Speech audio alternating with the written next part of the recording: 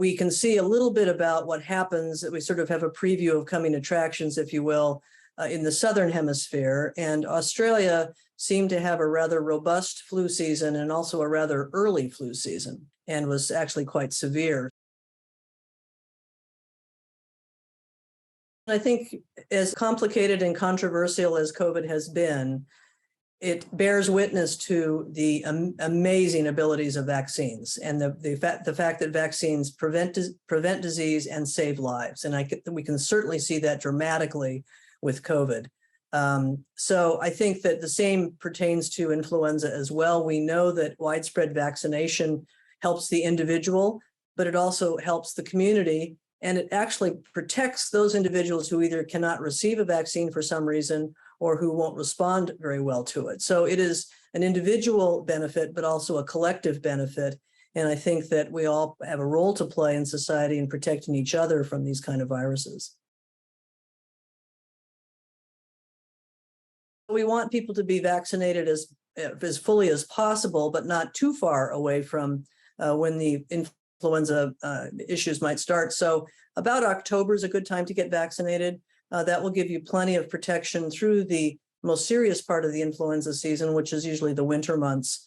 And of course, around the holidays. The holidays are very big spreaders, as we now have seen, of diseases. Any child that's 6 months and older can get the flu shot. And that's something that you should discuss with your pediatrician. When the child gets a flu shot for the first time, they receive 2 doses.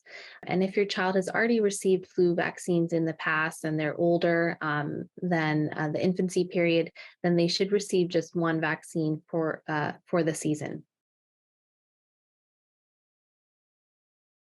Similar to COVID-19, when children get the flu, it may just present with fever. One of the distinctive features about flu is that you tend to have more systemic symptoms.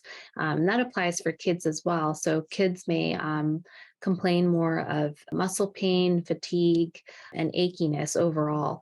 And that can help differentiate it between COVID-19. But of course, the best way to understand if your child has it or not is to be seen by your pediatrician and to have a flu test done. These are often readily available in office.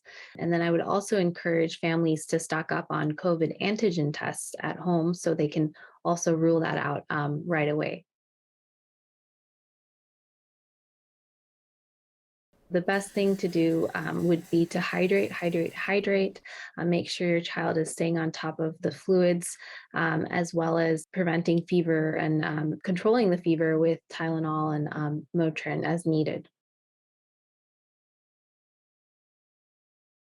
What we learned from the pandemic is that we should really stay home if we're sick. And I think we should carry that lesson into the winter and the upcoming flu season. If your child is having a fever or starting to come down with something, don't send them to school. Make sure they stay at home and rest. And I think that's an important lesson that we should all be reminded of as we head into the fall.